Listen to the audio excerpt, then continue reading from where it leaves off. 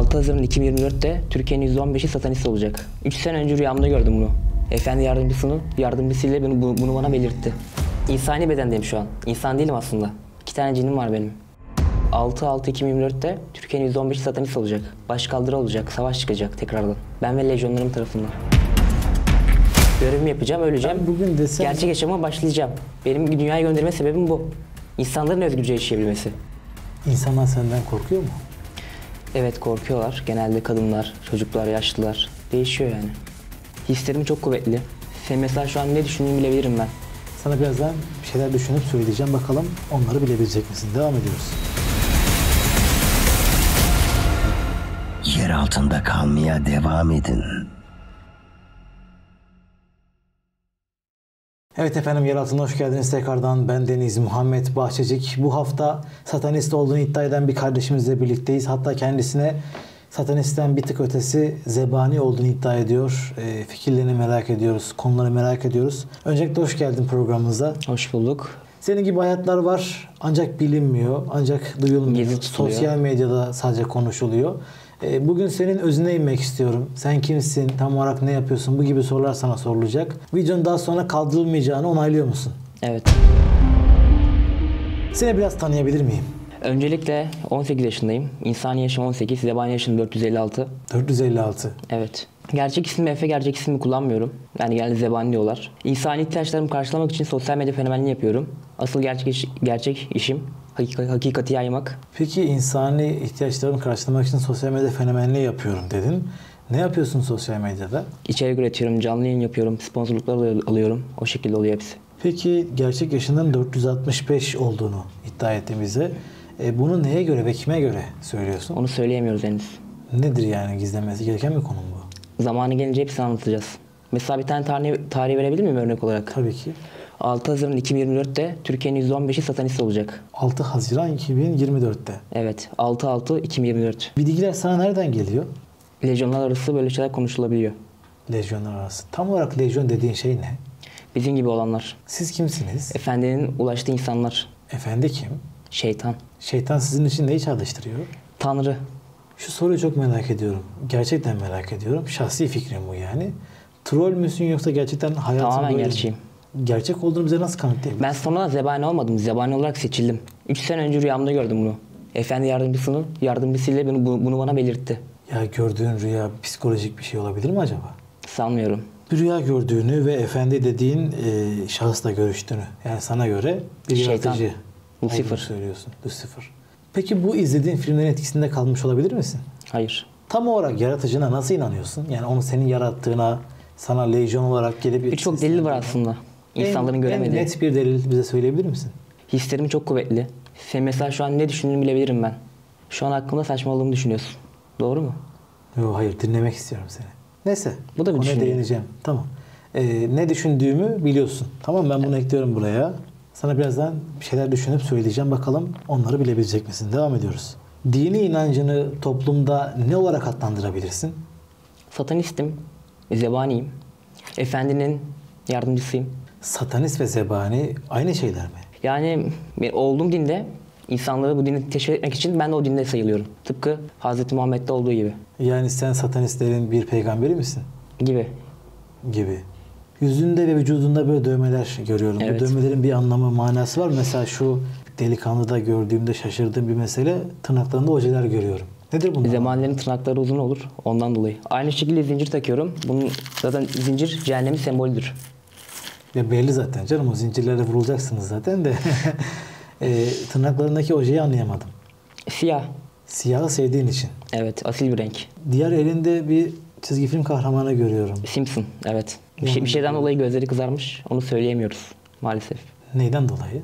YouTube sansür atmasın diye. Söyleyemiyorsun. Evet. Kollarını açabilir misin?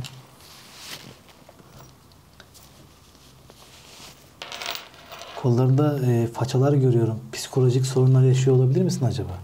Hayır. Kendi isteyerek mi o façaları attın? Onun hikayesine girmeyelim isterseniz. Özel bir konu çünkü o. Seni buraya sürükleyen ne oldu?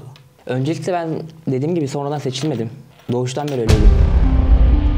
Merak ettiğim bir mesele. Bir yaratıcın var ve sen yaratıcınla ara ara görüştüğünden bahsediyorsun. Yani sen sana göre Tanrı'yla mı görüşüyorsun? Evet. Nasıl peki onun Tanrı olduğuna inanabiliyorsun? Çünkü kendisi dediğim gibi belirtti bunu bana daha önce. Rüyama girdi. Bana bir şey üfledi. Kendi sihirinden, kudretinden. Ne üfledi? Ne olduğunu şu an gösteremem, size anlatamam ama böyle bir şey üfledi, beyaz. Güç yani. Olduğu ortam çok huzurluydu rüyama girdiği anda. Bana yardımcısını gönderdi. Peki bu bir rüya olamaz mı? Yani hayal veya böyle işte bir halüsinasyon olamaz mı? Gerçeklerde de oluyor bu ama. Yani sen şu an mesela bizle beraberken sana göre Tanrı'yı görebiliyor musun? Mesela ben şu an onu bu ortamda hissediyorum. O huzur var içimde. Şu an bizi izliyor. Yaratıcının elçileri var mı? Var. Zebaniler. Yani bizler. Yani sen bir elçisin. Hasan Mezarcı'ya selam olsun. Hasan Mezarcı kim ya? O da bizim lejyonlardan. Can Göksu'ya selam olsun.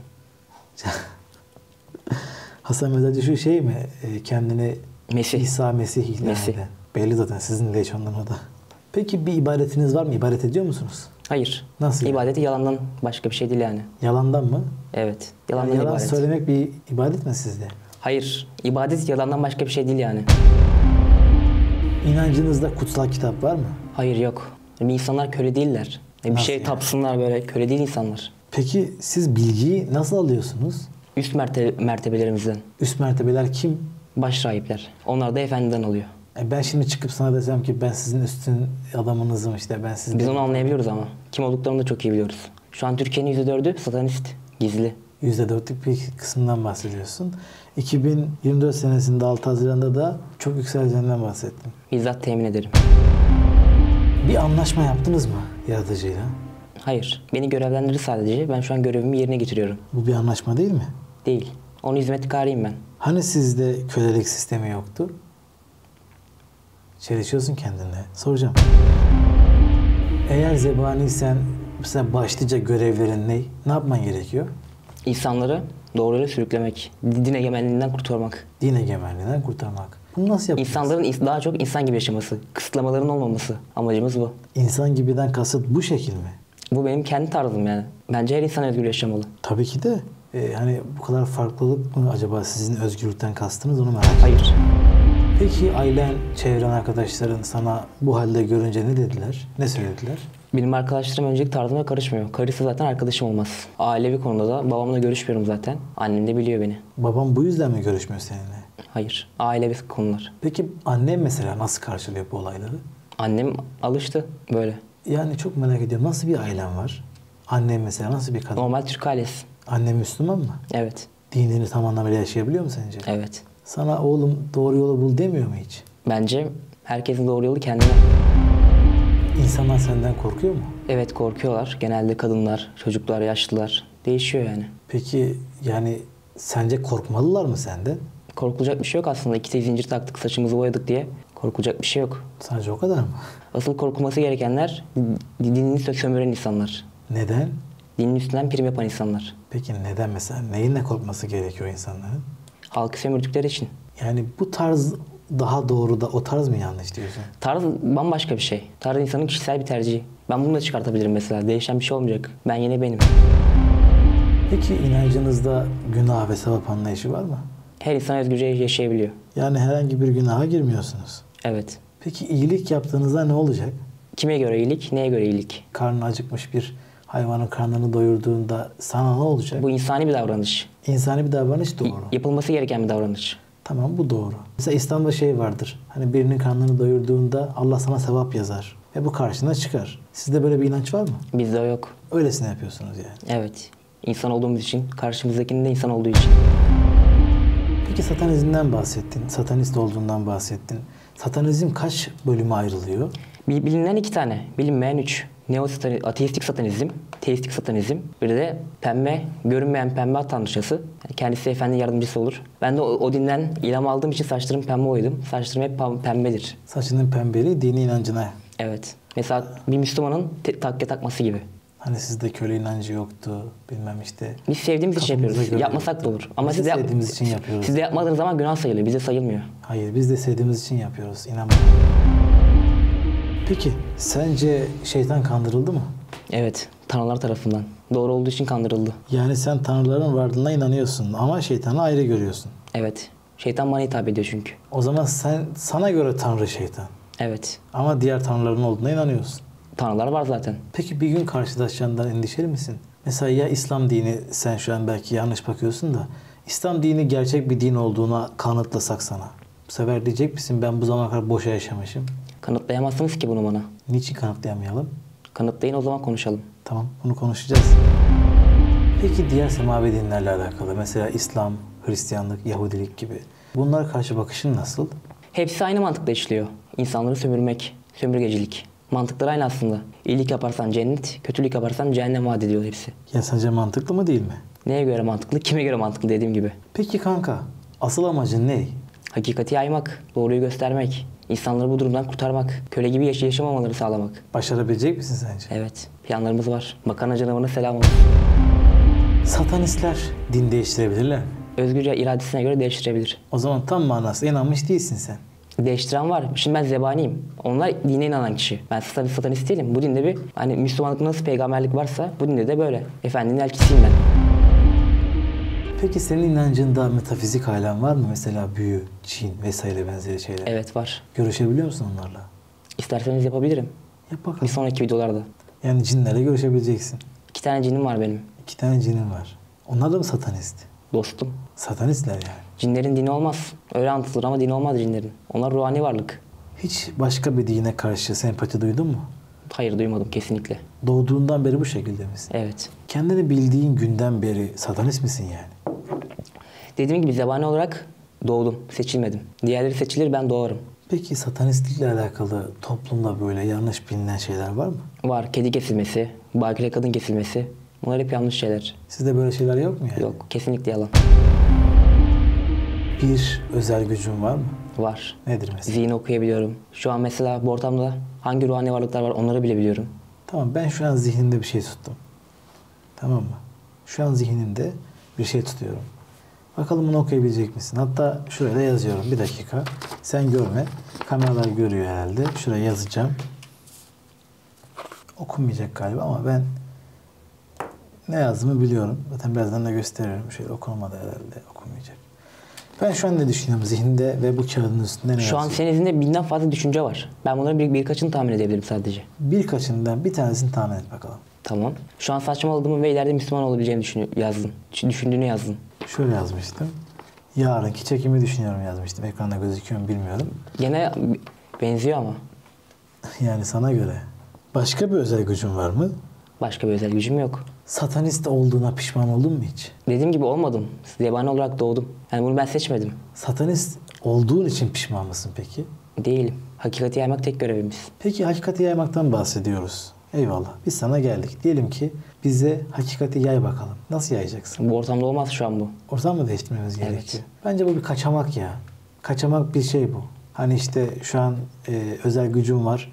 Bilinç okuyorum ama şu anda değil. Aklından binlerce geçiyor. Size göre. Bence bir kaçamak. Size göre. Ciddi derecede sormak istiyorum. Hayatın boyunca hiç böyle uyuşturucu madde kullandığın oldu mu? Kullanmadım. Hiçbir şey kullanmıyor musun? Kesinlikle kullanmadım. Bu normal bir kafa mı? Evet, kesinlikle. Bu vakte kadar hiç peki özellikle böyle psikiyatrist kısımlarına gittin? Vallahi merak ediyorum yani. Hiç Hayır. psikolojik destek aldın mı? Almadım. Çevremdekiler genelde almamı söyledi, akrabalarım. Belli zaten almadığın. İnşallah alırsın.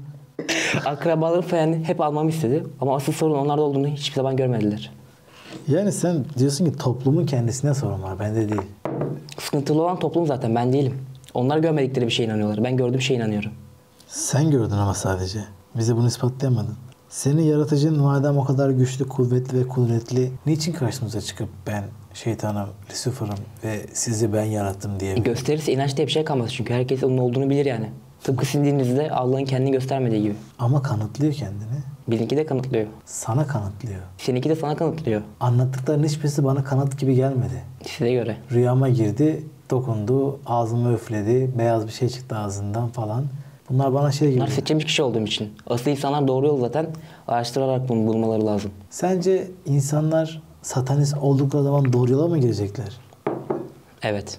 Tavrım budur. Peki planların var mı? Evet. Mesela? Dediğim gibi 6-6-2024'te Türkiye'nin %15'i satanist olacak. Başkaldırı olacak. Savaş çıkacak tekrardan. Ben ve lejyonlarım tarafından. Sen ve lecanların tarafından. Evet. Hiç hayatında İslam'ı merak ettin mi? Etmedim. Her zaman bana ters oldu.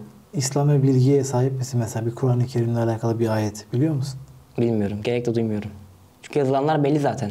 Müslüman olmayanı öldür. Bozgunluk çıkartanın ellerini kollarını kes. Müslüman olmayanlara dost edinme. Bunlar yazılan şeyler.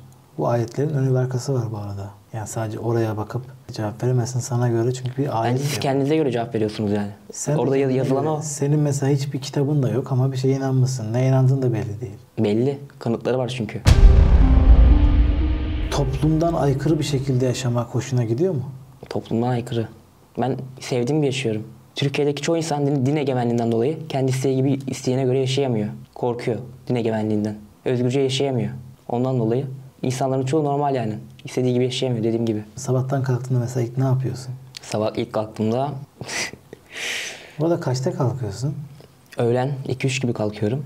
Kahvaltımı yapıyorum. Ruhumu açacak müzikler dinliyorum. Satanist müzikleri. Öyle geçiyor günüm normalde. Çalışıyor musun? Hayatını nasıl geçindiriyorsun? Sosyal medya fenomenliği yapıyorum. İşte dediğim gibi fenomenim. O şekilde geçiyor. Kaç takipçin var? Ya dediğim gibi ben Instagram hesabımda da yazıyor içerik üretmeyen fenomen diye. Instagram'da şu an 45 bin civarı olması lazım. TikTok hesabım birçok hesabım kapatıldı. Şu an hesabım yok. Öyle. Kafana göre takılıyorsun yani. Evet. Peki bize troll yapmadığını yani reyting uğruna bu şekilde girmediğini kanıtlayabilir misin? İspat edebilir misin? Nasıl ispatlayabilirim? Mesela bu işin gerçekten senin satanist olduğunu, gerçekten Lucifer'la görüştüğünü bir şekilde kanıtla. Bunu sadece ben bilebilirim. Desem bile inanmazsınız ki. Tıpkı ben sizin tanrınıza inanmadım gibi. Bak ben mesela inandığımı, kalben inandığım şeye sana ispatlayabilirim. Ama sen bana inandığın şeyi kalben ispat etmek noktasında eksiklerim var. Size İnanıyorum diyorsun. Sadece inanıyorum diyorsun. Bana rüya geldi, şu oldu, bu oldu diyorsun. Bu kadar diyorsun ama tam manası arkasını dolduramıyorsun. Mesela siz hiç rüyanızda Allah'ı gördünüz mü? Görmediniz. Çünkü Allah'ı rüyamızda görmek diye bir şey yok. Allah'a hiçbir şey O zaman benzetemez. size nasıl iletişime geçecek? Nasıl var olduğunu kanıtlayacak? Bize bir kutsal kitap gönderdi. O kutsal kitabını insanların yazmadığını nereden biliyorsunuz? Kalben çünkü inanıyoruz. İçerisindeki ayetlerin Kalben günümüzde- işte. Bak günümüz Zihinsel değil. zihinsel, biyoloji olarak da, bilimsel olarak da her anlamda Kur'an-ı Kerim'in gerçek olduğunu inanıyorum. Bana Kur'an-ı Kerim'den çok daha mantıklı bir şey koy karşıma. Siz bence kendinizi daha iyi hissetmek için inanıyorsunuz bu dine. Kendimi iyi hissetmek için dine inanmıyor da olabilirdim. O da belki iyilik. Ruhunu Sana rahatlatmak göre. için, zihnini Ne rahatlatmak için. alakası var? Diğer türlüsü daha kolay. Hiç inanmamak daha kolay. Senin gibi olmak daha kolay mesela. Biz inanıyoruz ve üzerimize binen ağırlıkları yerine getirmeye çalışıyoruz. Ya bize Allah hayat verdi. Biz de karşılığında Allah şükrediyoruz. Mesela sen sana hayat veren Lucifer'a hiç şükrediyor musun? Hayır. Zaten onun için yaşıyorum. Şükretmeme gerek var mı? Neden onun için yaşıyorsun? Hani özgürdün? Özgürdüm. İnsanlar özgürdü. Ben insan değilim ki. Sen zebanisin. İnsani bedendeyim şu an. İnsan değilim aslında. Görevimi yapacağım, öleceğim. Ben bugün desem- Gerçek yaşama başlayacağım. Benim dünyaya gönderme sebebim bu. İnsanların özgürce yaşayabilmesi. Ben de şu an özgürüm. Bir rüyanın içerisinde gibisin sanki ya. Öyle hissediyor musun kendini? Paralel evrenlerde gezebiliyorum ben. Korkuyorum birazdan şey diyeceksin. Zamandan ve mekandan da münezzehim. O kadar değil. O sadece efendi için geçerli. Kontkara selam olsun. Kontkara selam olsun. Aleyküm selam. Dostum konuştuklarımızla alakalı böyle düşünüyorum, taşınıyorum da hani elle tutulur, gözle görülür bir şey şu ana kadar keşfetmedim sende. Sizde de yok ama. Benim var dedim ama sen almıyorsun. Allah diyor ya ayetinde onların kalpleri mühürlenmiştir diye. Hakikaten bu oyun öyleymiş yani. Bak Allah'a bir daha ispat. Kur'an-ı Kerim'e ne kadar doğru bir şey olduğuna bir daha ispat. İnanmaları için işte o kadar profesyonel yazmışlar kitabı.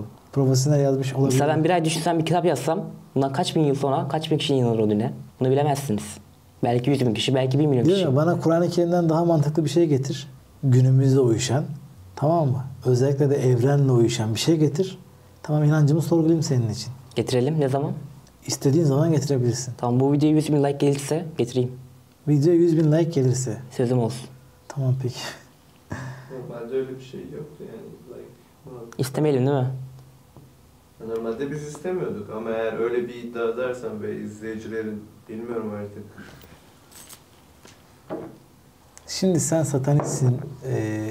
Küpelerinde haç görüyorum. Yine aynı şekilde elinde dövmesini gördüm. Bunun tam manası ne? Öncelikle taktığım bir sembol benim dinimi değiştiremez. Bunu sevdiğim için takıyorum. Burada da gördüğünüzde haç değil, ters haç. Satanizm sembolü. Yani sen nasıl bakarsan öyle görürsün. Hiç ayin yaptın mı şu ana kadar? Hayır yapmadım. Ama yapanlar kendini iyi hissettikleri için yapıyorlar. Tıpkı Müslümanların dua okuması gibi. Kanka şey diyorsun ya Kontkara selam olsun. Hasan Mesaj'a selam olsun. Videoda mıyız şu an? Evet. Tamam. O ne demek mesela? Kontkar bizim lejyondan. O da gizli satanist. Gizli satanist. Evet. Şu an bunu izliyor mesela o video. Bu videoyu izliyor şu an o. Peki kanka şey söyleyeceğim. Niye adama şu an durduk yere bir şey atıyorsun ortaya? Ha bir de şey diyeceğim sana. Sen bir ara Alenen Tilki'nin mi dövmesini yaptırmıştın Evet. suratına? O gerçek değil miymiş? Değil. Tamamen kurgu. Tıpkı dinlerinde kurgu olduğu gibi. Sizin dinlerinizin. Yani sen şimdi bunu dine nasıl bağlayabiliyorsun? Bir şey merak ediyorum. Dikkat çekmeye mi çalışıyorsun? Hayır. Öyleyse niye kurgu yaptın? Dikkat çeksem sürekli video çekerim zaten. Ben sürekli video çekmiyorum ki. Bir tane dövme yaptırıyorsun sadece. Evet. O planlı bir şeydi. Bu kadar tutacağını da biliyorduk. Her şeyi biz ayarladık. Siz kimsiniz? Biz gerçek kişileriz. Biz sahte miyiz yani? Bize göre. Hiç korkuların ve endişelerin var mı? Hiçbir şeyden korkmam. Hayata dair hiçbir şeyden korkun olmuyor mu? Hayır. Düşünüyorum seninle alakalı da bir türlü doğru yolu bulamıyorum. Sen kendinin doğru yolda olduğuna inanabiliyor musun? Ben doğru yoldayım zaten. Peki siz doğru yolda mısınız? Evet. Size göre. Sana göre de sen doğru yoldasın ama. Öyle diyelim. Bu da bir özgürlüktür. Karışamam ben sizin dininize. Ben sadece hakikatime yarım bu kadar. Hiç sana inanıp senin peşinden gelen Çok. birileri oldu mu? Mesela Onları gizli tutuyoruz. Kendilerine zarar gelmelerini istemedikleri için. Kaç kişi? Şu an Türkiye'nin %4'ü satanist. Şu an bilinen 300-400 kişi vardır. Bilinmeyen çok. 300-400 kişi sana bağlı mı yani? Şu an bizim grubumuzdaki olanlar, lejyonumuzdaki olan kişiler 400 kişi. Bu yani bizi izleyip satanist olup gizli kalan da var. Onlardan bahsediyorum. Tahminlerim beni yatmaz. Şu an Türkiye'nin %4'ü dediğim gibi satanist. Merakla bekliyoruz. Yaşından bahsedeyim biraz. 18 yaşında bir genç kardeşimizsin aslında. Ama 456 yaşında olduğunu iddia ediyorsun. Bu yaşı sana kim söyledi? Bir zebani yılıyla bir insan yılı aynı değil. Mesela? Arasındaki farkı siz hesaplayın. Yani size göre bizim bir senemiz sizin kaç seneniz? Bunu söyleyemiyoruz. Çünkü matematiğin yetmiyor bunu hesaplamaya. Hayır. Peki bu zamana kadar hayatında böyle bir kız arkadaş oldu mu? Oldu. Müslüman değildi ama. Hristiyan da değildi. Senin gibi miydi aynı? Evet. Fikirlerimizin aynı olmadığı bile zaten arkadaş olamam. Evlenemem. Sizde evlilik olayı var mı? Bizde kişi birbirini severse sevgili gibi, evli gibi yaşayabilirler yani. Yani bir evlenme töreni falan oluyor mu? Yok. Onlar sadece Müslümanlarda var. Hristiyanlarda. Peki sizde mesela böyle hani hep duyuyoruz ya işte ilişkide kimse kimseye fark etmiyor. Yani isteyen istediği kişiyle birlikte olabiliyor falan. Onun bizle alakası yok. Kişi isterse yapabilir bunu. Diniyle alakalı değil yani. Yani sizde zina diye bir günah kavramı da yok o zaman. Yok. Kişi isterse yapabilir. Kanka alışveriş merkezine falan girerken nasıl yapıyorsun? İlk bakıyorlar böyle ötüyor. Makineyi böyle çeviriyorlar falan. Öyle. Giriyorum. Bu şekilde girebiliyor musun? Evet. Buraya uçakla geldin İzmir'den. Tepkiler nasıldı? Bakışlar nasıldı? Öyle işte bakıyorlar böyle. Süzüyorlar. Ben onlara bakınca korkuyorlar böyle. Böyle bir silah çeken bile var yani. Seninle bir program daha yapmayı düşünüyoruz. O programda da böyle bir münakaşa şeklinde bir sohbet olacak. Yani seninle çok daha iyi bilgili bir arkadaşımız karşılaşacak. Bakalım ona cevap verirken acaba neler söyleyeceksin merak ediyorum. Onu da bu haftadan sonraki hafta yayınlayacağız. Söylemiş olayım şimdiden. Senin şu an olarak söylemek istediğin bir şey var mı? Tabii hakikati yaymak için tekrar geleceğim. Burada olduğum gibi başka yerlere de katılacağım. Görevimizi yerine getireceğiz. Hadi bakalım. Yaşamımız bitene kadar. Rabbim sana kolaylıklar nasip etsin inşallah. Sana göre artık ne diyeceğim o Lucifer mı diyeyim?